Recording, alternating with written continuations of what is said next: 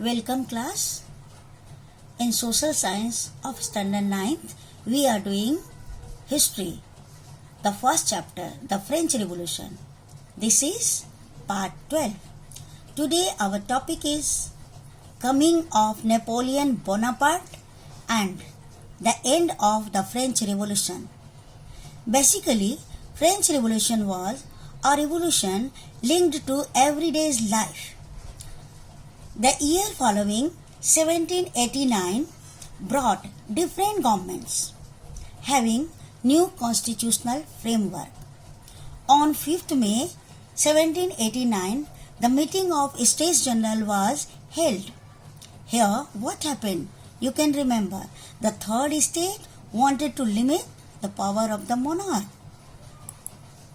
Meanwhile, the censorship was abolished just after the storming of Bastille.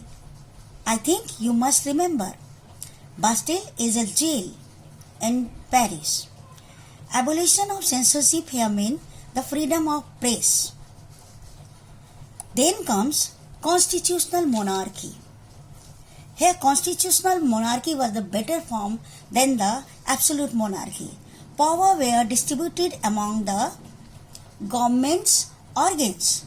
These organs were legislature, executive and judiciary. Legislative body for making laws and judiciary for judging it and executive for implementing it. The National Assembly also declared the Declaration of Rights. Here everything was declared. Right to speech, right to opinion, everything. Now the slogan and ideas of liberty, equality and fraternity spreaded all over Europe. Metternich has rightly said, when France sneezes, all of Europe catches cold. In 1792, the National Convention was formed. Its first act was to form formal abolition of monarchy on September 22. France abolishes monarchy and becomes a republic. Monarchy means rule of king or queen in a country, and republic means where the administrator or the ruler is elected by the people. So France becomes a republic. Thereafter, in 1795, France came under a directory rule. Its political instability paved the way to the rise of Napoleon Bonaparte. Because it was totally ineffective, more conservative and unstable, only the matter of 5 members who clashed together. Slavery was also abolished during Jacobin government.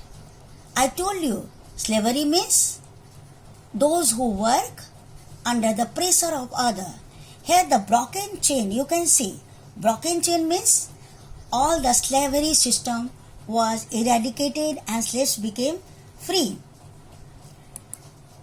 In 1804, Napoleon Bonaparte crowned himself Emperor of France. He was the modernizer of Europe. He introduced many laws, protection of private property, uniform system of weights, measure provided by the decimal system. All these were his contribution. But in the Battle of Waterloo in 1815, Napoleon was defeated and he had to flee. So, during French Revolution, many social, political and economic policies were made and changed that showed the path to the whole Europe, rather to the whole world.